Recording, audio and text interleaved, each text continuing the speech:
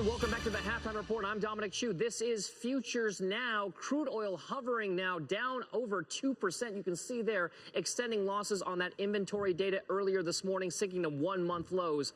Bob Iaccino, are you stepping in to buy this dip in WTI crude?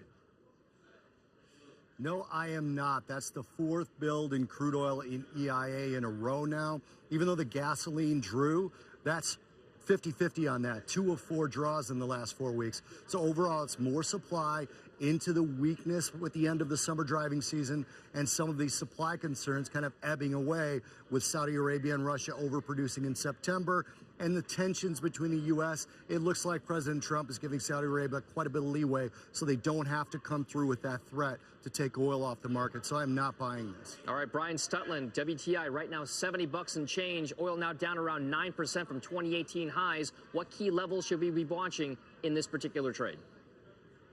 Well, you talk about the inventory build, you talk about Russia never cutting back, you talk about the Saudis basically increasing production here. That created a vacuum from about 76.5 down to 73. Once we broke 73, we kind of entered somewhat of a bearish market in oil right now, trading down to 70 now. So I'd be looking, 70 is a nice pivot target. I'd buy below 70. I'm looking for it to maybe trade back up to 71 before falling back off again. But certainly there's going to be some resistance up at that level. If you look at some of the technical levels to get through 71.25, I think we need to get back above there before the bull market is back on in crude. Otherwise, I'd sell the rallies. All right, Brian Stutland, Bob Iaccino, thanks very much, guys. Futures Now is back with much more on.